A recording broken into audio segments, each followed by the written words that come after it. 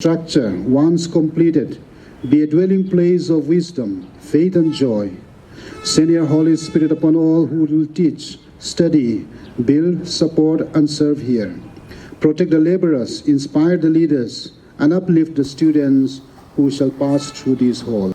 Kaba Iingskul yu Blei badia baro kinong lebha la Kyrkhu yu Mawnongrim jong ka Iingskul ba Thymmai ka St. Anthony's LP School la jom kra Shillong.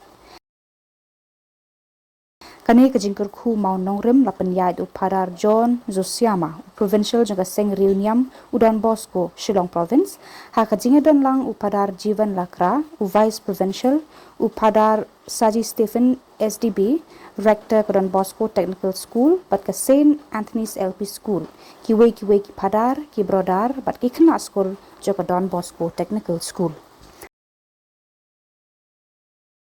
Hagani kesengi la don lang ru uba Hambert Nongput uba de u kontraktor uba Matthew Umdor u arkitek uba Edward Mukim urang badong badru uba Tobias Marak president jengki past pupils jaga Don Bosco Technical School Shillong. Haswa ban sedang yakariti Kyrkhu Mawnongrim Padar Saji Stephen ula Iingskul ya baro ki balawan da ka Sngewnguh ka bakrau bat ula ai ka jinga thu khana ka balungkot hador ki jing e ki ba ka school kalaya kendu hakini ki benai baladam kham tam e hakabaya dei bat ki jing e hakaliang ka an ki bala penslam ya ka jinga chaprang jonga jingtei Thymmai ya ka school ulapan paru ya ka Sngewnguh ya ki nong ya rap bat ya ki jing duai jong ki babon balang na ka benta ka jinga bet ka te ka jingtei ya ka school Thymmai. Hadian ke jingduai kerpat hau mensi bakhuan Padar Shining Dekar SDB ula puli ya ke jingtho bala penkre na ka benta Mawnongrim. Nangta provincial ula ya lam ki padba ha ki jingduai kentup ya ki jing puli ya ki jingtho bakhut bat ki jingduai jong ki rimet ban kerpat ya ki Kyrkhu na beneng halor ka jingtei Thymmai bat ya ka emlang sa lang jong school baro kawe. Kapor ka bakongsan joga jingle NIAM kalong ka Kyrkhu ya Mawnongrim da ka bala senraj da ka Kyrkhu hadian kata labu yaki simen bat ki mau da provincial ki para lengdo kontraktor bat arkitek ka ba pen I ya ka jing teli bat ka jing IT lang ha ka kam la pen kut da ka jing duai Iingskul bat ka jing ruai Kyrkhu ka ba pen pau ya ka jing kermen bat ka jing yo I jingai na ka benta ka lawai jong ka school bat kitu baro ki banwan syakani ka shlem jing nang jing stan.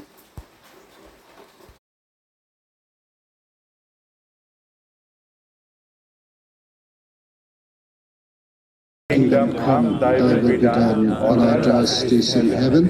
Give us this day our daily bread, and forgive us our trespasses, as we forgive those who trespass against us. And lead us not to temptation, but deliver us from evil. Gracious and loving Father, receive the prayers of your people, and bless this holy work. May it bear good fruit for the future of your children, and may it stand as a sign of your abiding presence and guidance. Through Christ our Lord. Amen. And I will have the prayer of blessing.